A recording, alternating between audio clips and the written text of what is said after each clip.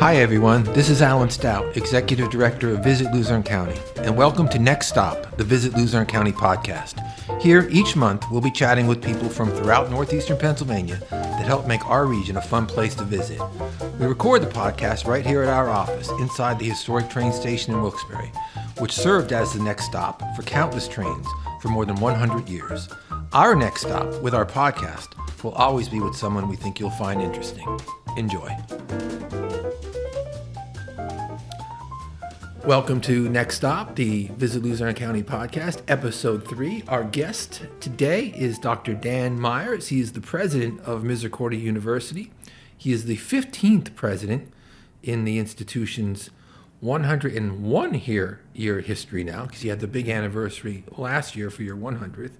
And he is here with us today to talk about not only everything that's going on out at Misericordia, but just the overall college community of Northeast P in general, and we're going to get to talk about you a little bit because I heard we have a couple of things in common that we'll get to a little bit later. But first, welcome, Dr. Myers, to Next Stop. Thank you for hanging out with us here today. We appreciate it. Thanks. No, I'm excited to be here. Looking forward to the conversation. Let's start off talking a little bit of just about you and your background. Where did you grow up? Where are you from? Where did you study? What led you to a career in higher education? What brought you to Misericordia? We'll take it one at a time. Where are you from? Okay. Where did you grow up? Oh, actually, that's a loaded question. So, did you travel a lot as a child? Yes. My dad was a minister, and turns out that's not the most stable profession in the world. And we lived all over the place when I was growing up, from Oregon to New York. We lived in Pittsburgh for a while, several towns in upstate New York. Oregon Indiana. to New York, that's the whole country pretty much. Indiana, Ohio, West Virginia, and we really moved around a lot. And so people have a little trouble discerning what my accent is. But, that has challenges that come with it. But, you also pick up skills of going into a new environment and being able to interact with new people and build new relationships. And so when you graduated from high school, where did you study post high school? Well, I went to Ohio State for my first degree. And in fact, I went to Ohio State mainly because I was in Ohio at the time. Okay. And although my parents, they actually left during my senior year, and I had to stay with friends to finish up high school. So, but I went to Ohio State, and I loved it. It was a great experience for me. And then I got a master's degree there in student affairs work, and then I worked at Ohio State for a while in their residence hall system. So was it going into Ohio State, or was it while you were a student there that you realized you had felt a little bit of a calling to pursue a career in higher education? Yeah, well, at first I thought I was going to be an engineer when I first went there. Flirted with being a music major. I ended up being a political science major, but then I thought I was going to go to law school like most kids in political science do. And but I became an RA in the dorms, and I absolutely loved it. And I learned from doing that work that you could actually have a career working in student affairs at a college and doing stuff with students, and kind of helping them develop and things. And so I went and got a master's degree in that, and and that's what really got me going on working in higher education. Okay. So, yeah. Now, our careers have one thing in common, I noticed. You started at Misericordia in July of 2021, and that's when I started here at the Visitors Bureau. So we're both coming up on 4 years into our positions. Where were your stops in college, professional work before Misericordia? Where were you at? Yeah, well, I got my PhD at Wisconsin-Madison, and then I started at Notre Dame, and I was there for 17 years. I was a faculty member. And then I, got a series of different administrative positions. My last one, I was the vice president for faculty affairs, they called it.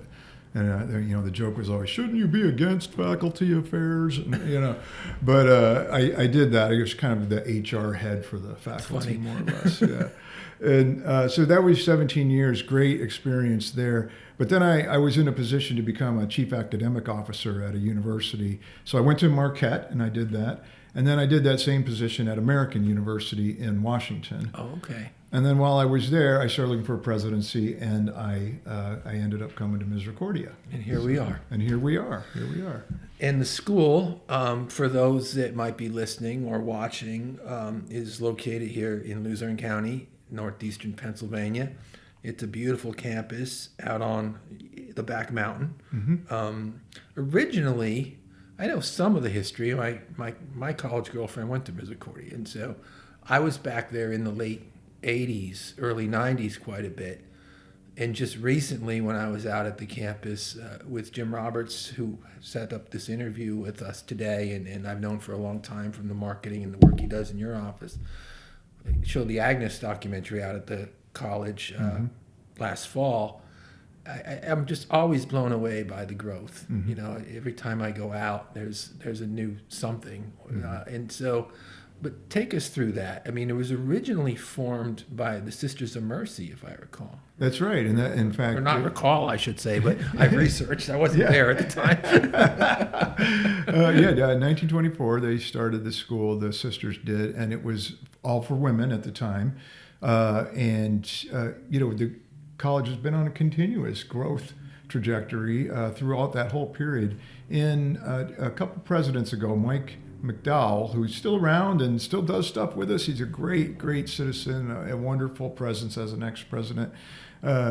He's the one that really started the move into healthcare in a strong way and turned the college then into a university. So that was a time of really substantial growth for the university. Lots of new facilities and things came online. And then Tom Boatsman was the president before me, and he really worked hard at building up the sciences and a brand new science center. He raised the money for that. So, lots of continual kinds of growth. And as that's happened, the students have additional needs and things. Our athletic programs have grown tremendously. Mm-hmm. Our athletic director, when he came to the university back in the 90s, I think it was, there were 8 sports at Misericordia. There's now 31. We have 31 varsity sports. And so that's we've had to build new facilities to support all of that as well. So it's been a great ride, and we have been on a tear lately. Our enrollments have been up, and lots of new programs developing. It's an exciting time at Misericordia. I don't remember it being for women only. I would assume that would have changed quite some time ago. It was the early 70s, Was yeah, it? and so some of the first men are still around and claim that From that first graduating class of men from the 70s. Yeah, Mike Dunleavy, who's a governor of Alaska, is one of the first men who attended here. Oh, really? And so so there's some kind of big names from that early group of guys that came through and figured out how to do it when they were 1 out of 100 or something, students. So it's a motivation in itself, right? Yeah, right. I've talked to a few of them who said I wasn't sure about going there, but then they told me what the male-female ratio was, and I was like, I'm all in. So yeah, that's part of the history too, and of course. We're closer to equal now. There's still more women than men, but not by as big of a margin, of course. And we, with the sports and different things, we've grown the population of men too. And so, I think it's really a great place to be a student nowadays. Yeah, and it is a beautiful campus. My compliments. Like I said, I was just out there this fall when we showed the Agnes film, and we were in the theater and just walking around a little bit, even out to my car. I was just so impressed with how everything looks. One of the things that obviously we do here at the Visitors Bureau is we promote visiting Luzerne County. That's really our main mission. I mean, we do a lot here in the community, and we're involved, and we do some events that are very much targeted, we realize, towards local people, the Rock in the River concerts that we do every summer. But our mission is, as a destination marketing organization, is to get more people to come here. And sometimes I think that we all tend to possibly underscore how important our local colleges are in that area. When you take Misericordia and Wilkes University and King's College and the Penn State campuses in Wilkes-Barre / Dallas, Hazleton, and the community college, there's an incredible influx of kids coming into this community every summer, along with their parents for orientations. Even more families coming back for graduations, coming in throughout the year for visits around the holidays and so forth. The sports, the athletics, the special events, the speakers, the art galleries, the history exhibits, they all contribute to the culture, but really, I think they probably bring in on a yearly basis just as many people, if not more many people, than some of our events that we do every year. Mm-hmm. And yet we don't seem to talk about it as much because they've been here for 100 years, or some of them, and so we sort of take that for granted. Mm-hmm. Can you talk in your own words, your own thoughts on that, of how important not only Misericordia University is, but the 5 colleges and universities that we have here in Luzerne County are to bringing people in, and even to, the economy of this area?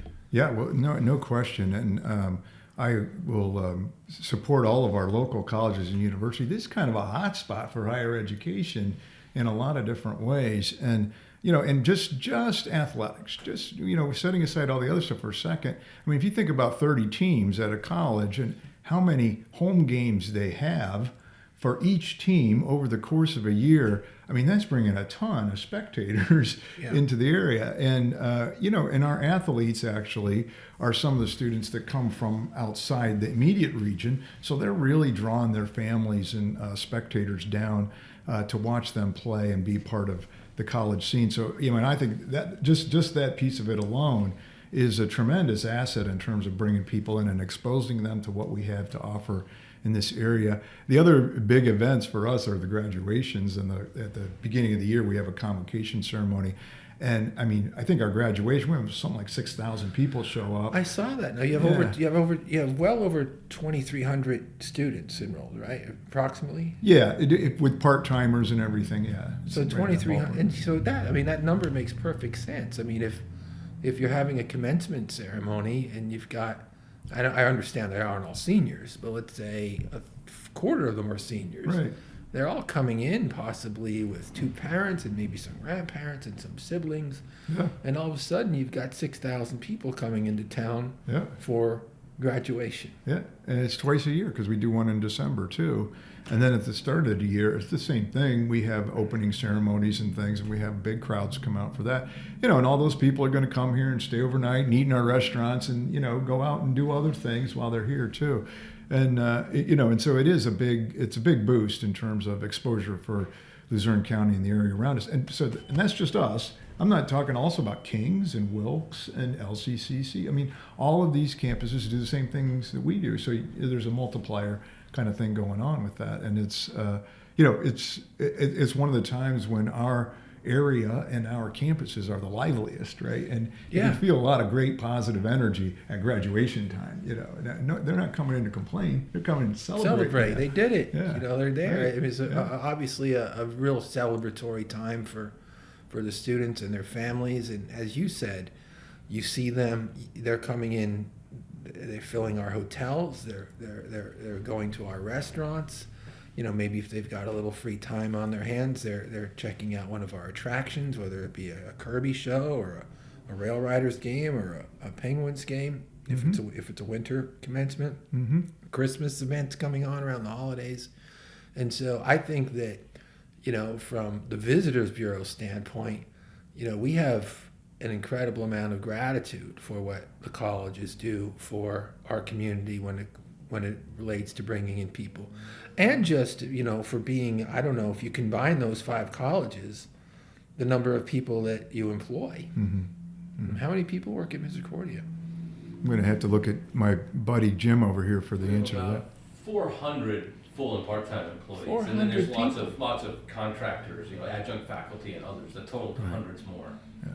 That's a lot of people. That and so imagine how many people combined with the 5 schools, how many families are supported by. I know that there have been, efforts, particularly in downtown Wilkes-Barre, to sort of market Wilkes-Barre particularly as a college town, because the Kings and Wilkes universities, they're expanding as well. They're buying more properties, and eventually it's almost like they're going to meet on Public Square pretty soon. Kings did buy the old Ramada. They bought the Old Times Leader. They're creeping their way down South Main. Yeah. Wilkes is, they're starting to move down. I'm sorry, North Main. Kings is coming down. Wilkes is starting to creep down South Main a little bit. I think that if you combine the five of them, and you looked at it not necessarily as a college town, but as a college county, there's a lot to be said for that. There's no doubt, and these colleges and universities are they're economic powerhouses in their area. We're not alone in that. You go to any college, and it's one of the anchor institutions in its community, and they're employing people. They're consuming local public goods. We're very active in the chambers and so forth because that's part of our operation too. And our students, of course, are customers for all the businesses and things around here. And so, we really do anchor in lots of ways. We get a lot from the community too. I'm not saying we're just giving it all to the community. It's a partnership that really works, and the more that we can play ball together on various kinds of things, all to the better. And we're always looking for opportunities to partner with businesses and different institutions, nonprofits around here, to make the community a better place, but also provide opportunities for our students to do interesting things and as part of their development and their career development and their learning. The internships and things that we have with folks around here are an intensely important part of education. So it's really a symbiotic relationship, and I think the more we work on taking advantage of that, it's good for everybody. It's a win-win. Absolutely.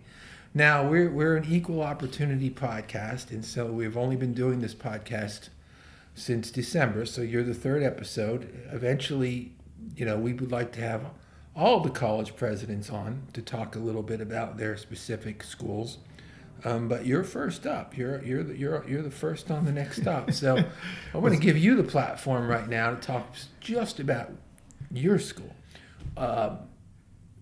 Let's say there's a parent watching the podcast or listening to it, outside of the area, and they've got a senior or a junior in high school. Why Misericordia? Well, Misericordia has a distinctive culture, okay? And that culture is really focused on student success, supporting students in a very personal way. And I think that is really the trademark, the hallmark of Misericordia. When I was at American, I was writing a book about why some schools do so good at getting their kids through to graduation, while other ones, they kind of fall on their face, and there's huge disparities in graduation rate records across the United States. And I wanted to understand why that was. And one thing I found that wouldn't surprise most people is that students who have more wealth and more privilege, more resources, they get through college at much higher rates. And so if you really want to understand whether a college or university is doing a good job on that, you've got to understand what the student body is first. Who are they working with? And I wanted to find schools that weren't just good at dealing with kids who had lots of privileges, but they were good at dealing with everybody, including students who had a lot more risk in their profile in terms of getting through. They didn't have enough money to pay the tuition and different kinds of support. They didn't have as good of educational training coming up through junior high and high school. And so I devised a way of doing this in the book. So I kind of adjusted for the characteristics of the student body, and then I re-ranked every school in the country on their graduation and retention rates. And there was a school that was number 2 that I'd barely heard of, second best record in the entire country. It was Misericordia. And I thought, wow, there's something special going on there. What's up with that place? And so I did interviews for a chapter in my book. I wanted to talk to people at schools that had really good records and kind of figure out what their magic was, and I could advise other schools to do some more of this stuff so they do better. And so I got on the call with the Misericordia people, and it was just supposed to be one person for 45 minutes, okay? But they had their whole retention team on there, 7 people. They stayed on with me for an hour and a half, and they were just so committed and so smart in their thinking about what they were doing to make this work. And I got off the call, and I turned to my spouse, and I go, these are the kind of people I want to work with, okay? Oh, wow. And the presidency came open, and so I went for it, and it has proven itself out over and over again because people care so much about the students and their experience, and they really want to see these kids succeed and make sure they get through and get the prize, get the diploma, get to graduation. And that's some of the magic of Misericordia. And that happens in so many different ways because you have to wrap yourself around the student experience so you can see when something's getting off kilter a little bit and you can fix it before it becomes a big problem. And that's how it happens at Misericordia. And it's just a magical thing. People call it the Misericordia mystique. But it's really there. It's really something that's special. And it's not hard for me to go out and sell Misericordia to parents because I know that that's what's going on and I know it's going to be good for their kids. Going to have a good experience there. Yep. Let's go back a little bit to last year again. Congratulations are in order. I know that the team was honored by our county manager in our council at the courthouse last year. But congratulations again on the baseball championship. Thank you. Talk to us a little bit about what it was like on campus the day that you won. I mean, were the employees all watching on the live streams? Yes. I mean, what a moment for us. And the trajectory of the World Series was, it was gripping, what happened there. And we weren't supposed to win that thing, And we've been there a couple times to the College World Series, but, this time we got it done. And wow, it was so exciting. I was so happy for the guys. They worked extremely hard, and you couldn't ask for a nicer group of players either. They really, they do all kinds of great stuff in the community on campus too. They're not just baseball players. And they also play this really scrappy style of baseball. Like we have I don't know if you know, but we have the record across the whole NCAA for a number of times being hit by a pitch. I wasn't aware of that. And it's not even close. Second is way lower than us. And they just figure out how to get on. They're not leaning into pitches, but they don't duck out of the way. They're not afraid of it. And they steal bases and they use sacrifice bunting and they play the game in a very smart, strategic way. They're not big guys who are going to wallop it over the fence every time. One of our best players last year at 5'3", I think. And boy, when that guy got on base, though, and he'd get around and he'd score, he was the one who I think got hit by the pitch the most. Yeah. And it's just so fun to watch him play. It was just an incredible moment. And we were just so excited to watch the whole thing unfold and get to bask in the reflected glory of their success, Well, it's funny, I'm hit by a pitch. The first thing I think of, and if you're a baseball fan of a certain age, you remember Don Baylor. Don Baylor was a Major League ball player in the 70s and 80s, and he got beamed hundreds. I think he has the record. And he was notoriously known for not giving the pitcher any satisfaction of rubbing the area. He would calmly walk down the first and act like nothing had happened to him. He did not want the pitcher to know that it even hurt. So it sounds like you've got some guys on your team like that.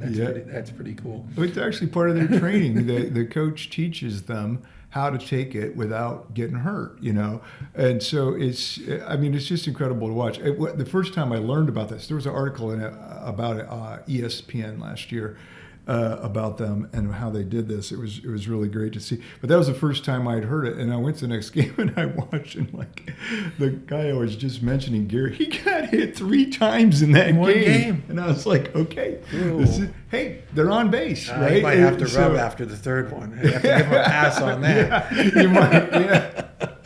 So, but I just love watching them play, and I just think. The other things they do too, they reflect the ideals and the character of Misericordia. And I just love it when our student leaders and our student athletes demonstrate that, and they show the world what we're about. Well, yeah, you also, I was looking at some of the information on the sports. There are dozens of home games per year. You said 30 teams now.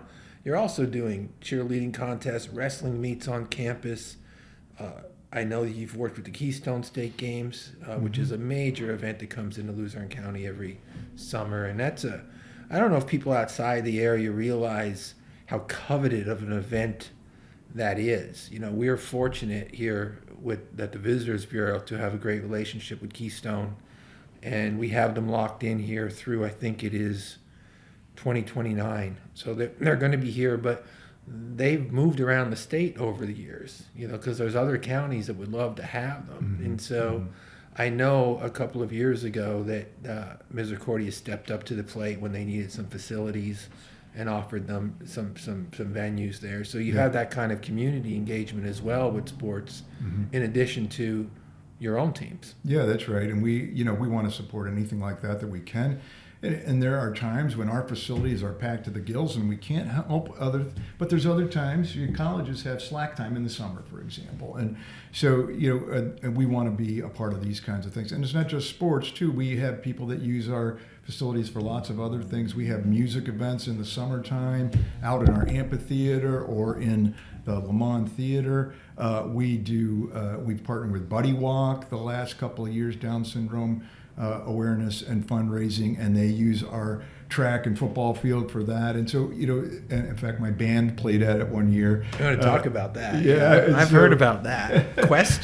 Quest. Yeah, we're going to talk about Quest in a little bit. But things like that. I mean, we think the college ought to be a community resource, right? And there are lots of ways you can fit things together in the slack times of how colleges operate that allow us to be that resource. And we're absolutely wonderful. We want to get people on our campus all we can. Is there still plans for, as Misericordia, to do something with a dome for sports too? Is that the dome is up? We're I don't know. I guess it's been under operation a little over a year now. Yeah. And that has been a fantastic asset. Because a lot of teams need to keep practicing in the winter, and you got to have space for them. So, for example, the baseball team has really taken advantage of the dome, and we use it for intramurals and things. So it's a football field. I mean, I knew that was up and was being used by the school, but plans to also maybe bring in other community events to it, or is it fully occupied by your own team still? Yeah, well, in the school year, it's pretty much packed to the jammed. gills. It's like 6 a.m. to 11 p.m. We just have so much going on. But in the breaks and in the summertime, there are opportunities. We do youth athletic camps and stuff in there in the summer. But there's more capacity, and we'll continue to grow that as time goes along. What a great opportunity, though, like you said, for the baseball team. They could probably starting to work out pretty soon, right? Mm-hmm. I mean, are they out there yet?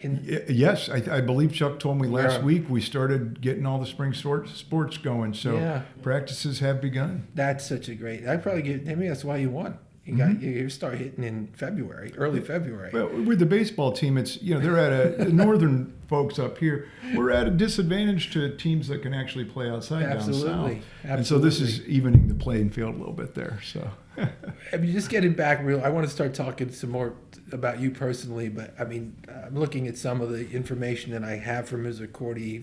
You're hosting 1,500 families every year coming in to tour the campus. Mm-hmm. Some 6 days a week through your open houses. Some of them staying for 3 days, exploring the campus. Most of them are from Luzerne County. We already mentioned the 6,000 people that are coming in for graduation. 2,300 kids approximately full-time on campus. Those parents coming in, I mean, just to pick them up sometimes for Easter breaks or Christmas breaks or Thanksgiving breaks, or coming in for sporting events, so there's this constant influx of people.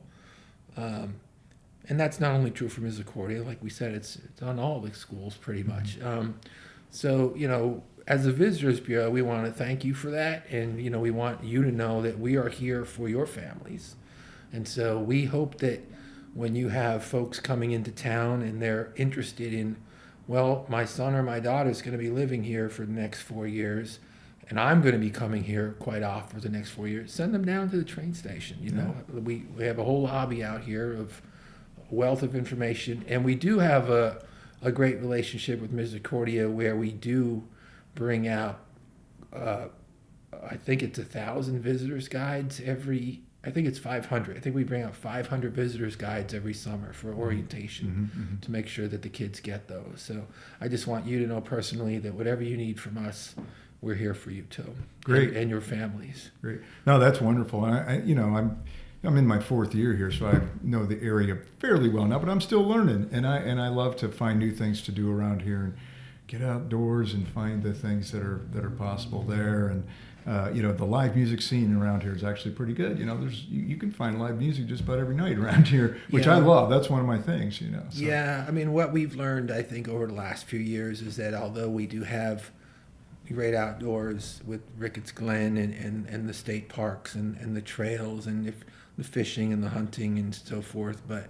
we're also a very events-driven market, which not all of the counties in the state have. Not everybody has an arena or a Kirby Center or professional hockey or baseball just over the county line in Lackawanna County. And so food festivals all summer, Briggs Farm concerts. And so we love sharing that information with people that are coming in and out of town. So, we love working with Misericordia on that. Great. Now, I want to talk a little bit about you, Dr. Myers. We've talked a lot about Misericordia, and we've talked a lot about the college impact here in the county, not only Misericordia, but the 5 colleges. But I've heard that from our mutual friend, Mr. Roberts, that you are a musician, a guitarist, and quite the connoisseur of rock and roll music. So I want to talk to you about that. So you play lead guitar, rhythm guitar? I play lead in this band. I've played in a number of bands over the years, but the one I'm currently most active with actually is a group of guys that it was the first band I was ever in. We formed when I was in 8th grade. This summer will be our 45th year. Okay. You can believe that. And we, on the 40th anniversary, we got... this was Quest? Quest is the band, yes. And what state were you living in 8th grade? New York. Upstate New York, a little farm town. You moved around a lot, so Yeah, I want to get a visual of where you were at. Upstate New York, 8th grade. Yep. 45 years ago. Yep. So on the 40th anniversary, we got, there's an app Cameo where you can get celebrities to say things to you. And we got Rick Nielsen from Cheap Trick to congratulate us on our 40th anniversary. And he actually said the words, Quest, the ultimate band, which now we put on all our posters and everything. Rick Nielsen, Cheap Trick, Quest, the ultimate band. And so, but it's just great to have that deep connection with some friends from so many years ago. And, we're just like brothers. We've been doing this so long. What kind of music were you playing in, what would that have been, 1980? Probably the same music we're playing now.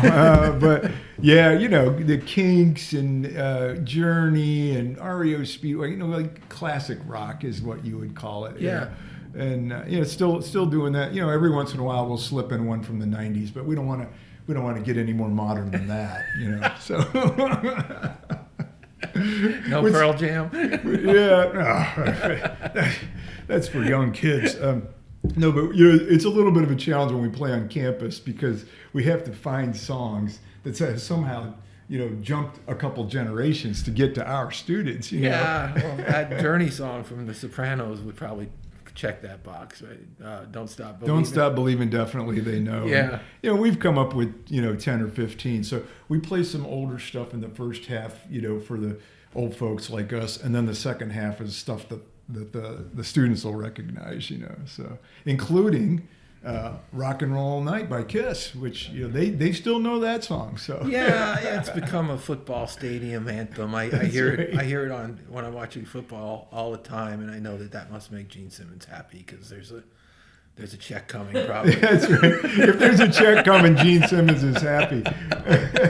And I love Gene. I've met him many times, but he would laugh at that joke himself. Oh, no doubt.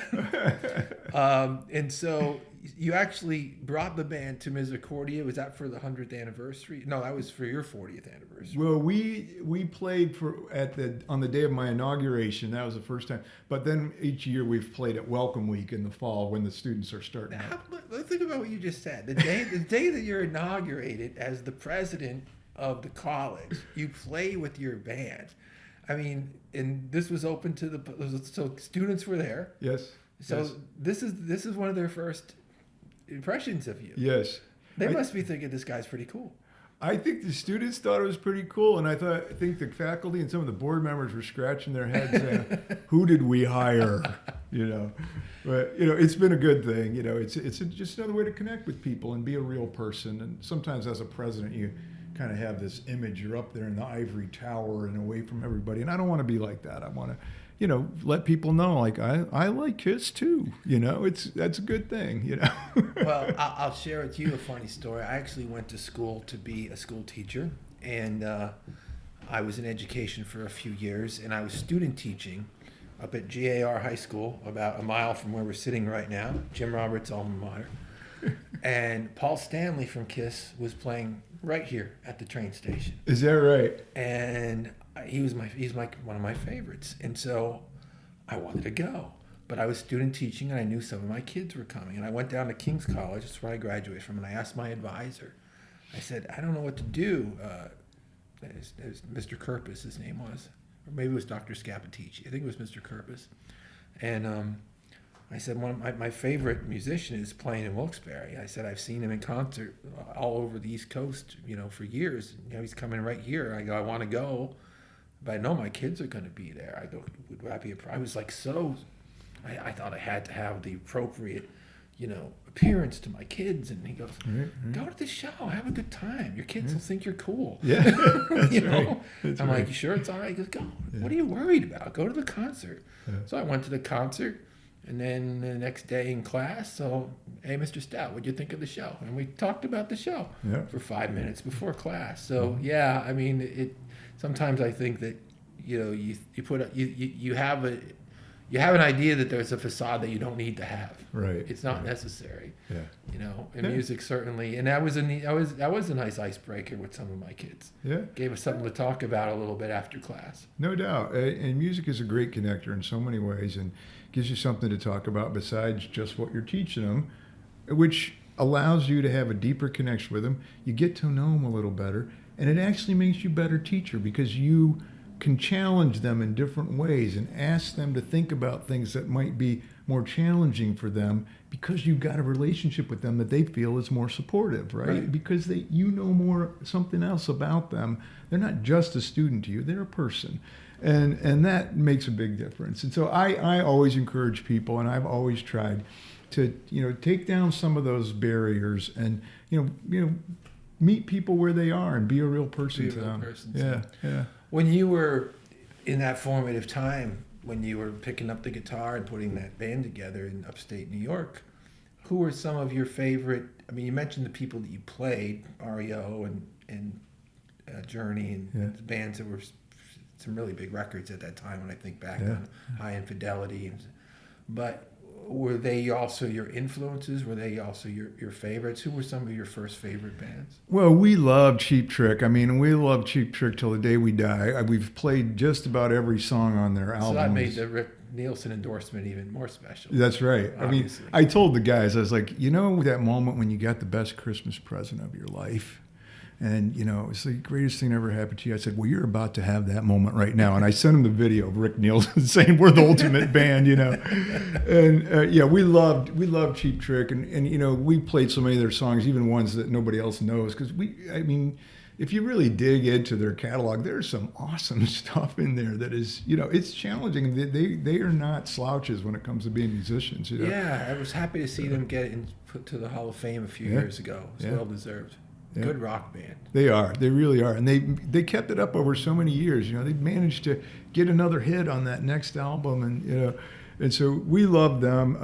But, we loved a lot of the classic rock bands that are so, we all think of as the best, Led Zeppelin. And, sometimes we couldn't play that kind of stuff. We were young and we were still learning. But that was our world. We were into the hard rock space, Queen, and all these kind of bands. We just loved them so much, and we wanted to be them. And we tried. We failed miserably when we were that young. But we found a few years ago. We found an old tape of us playing. We were playing at a state park. We had a little gig.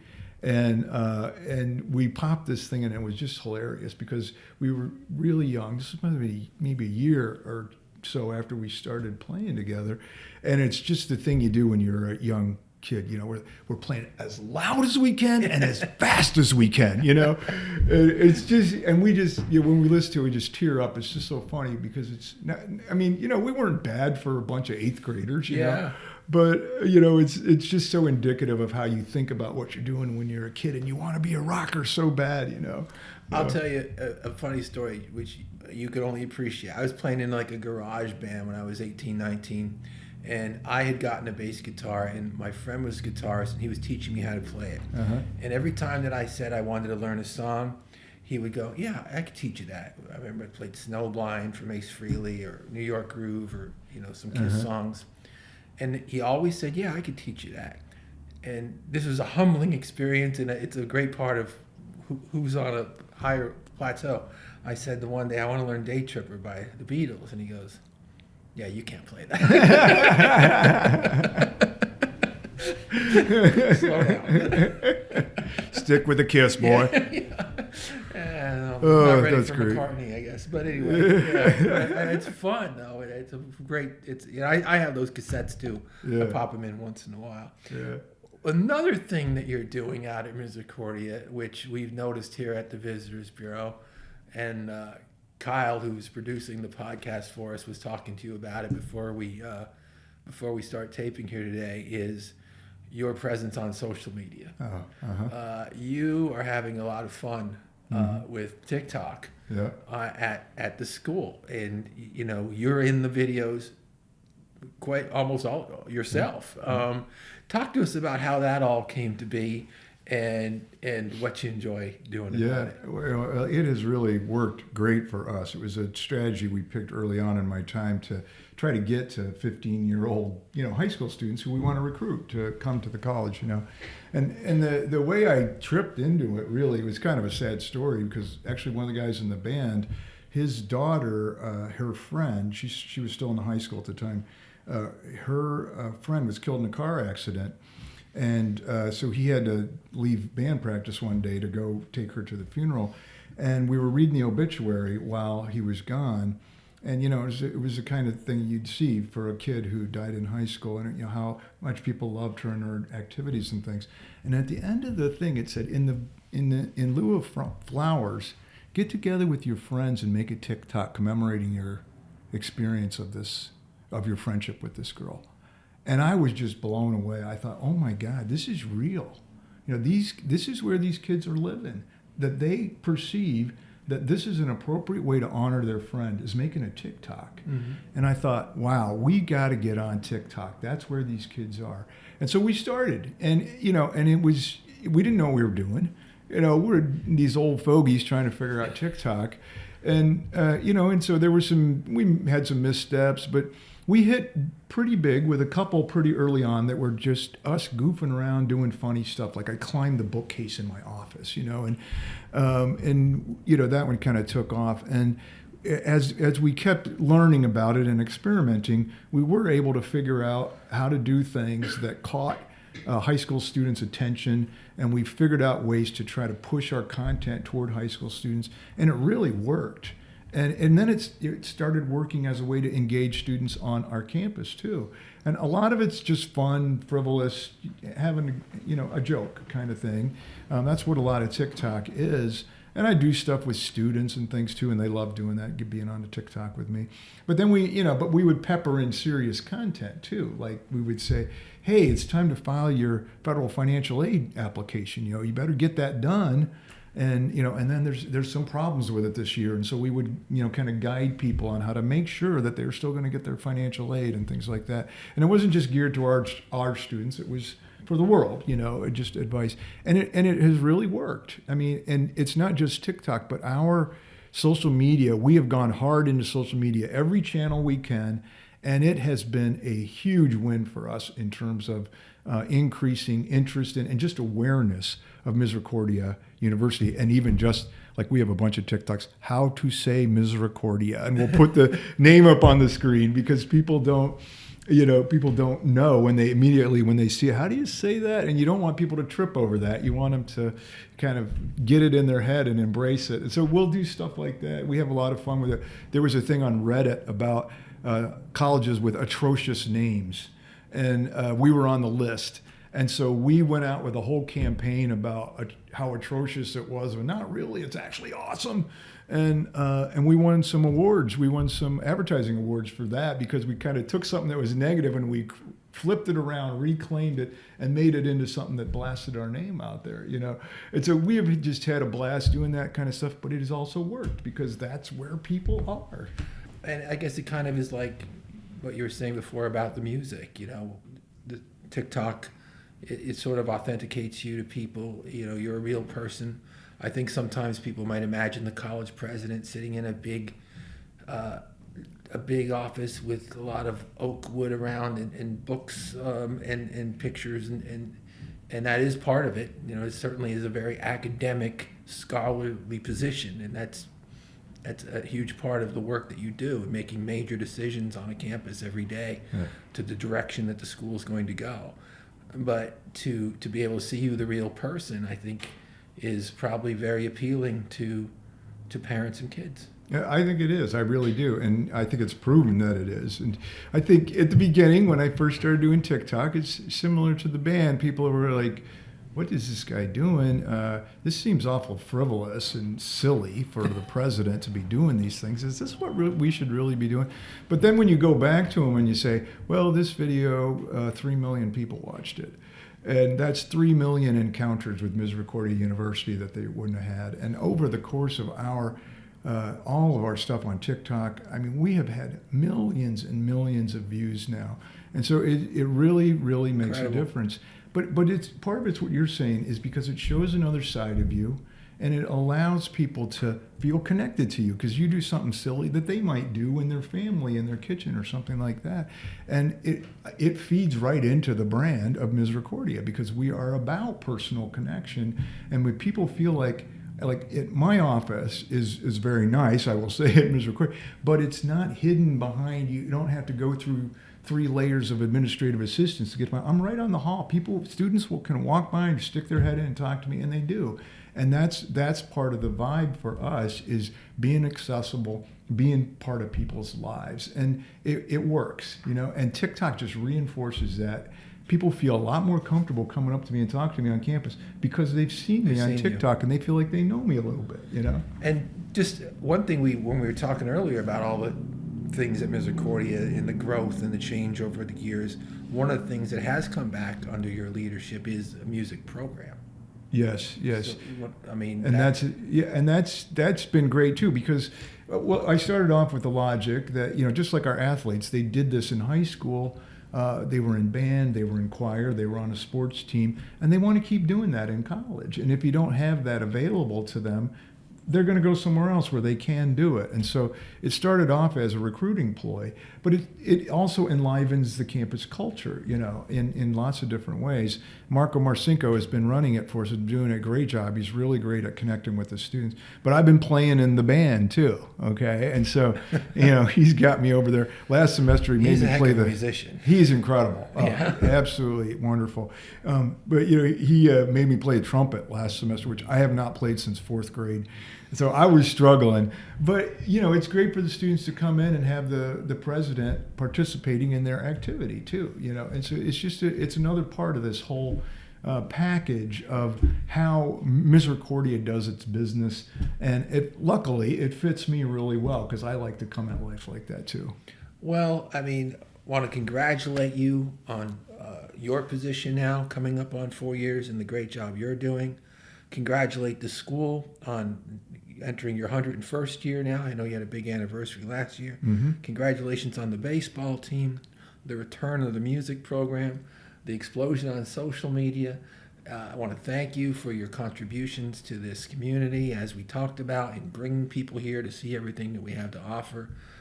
And hopefully they come here and, you know, maybe some of the kids that come here to study for a few years wind up living here.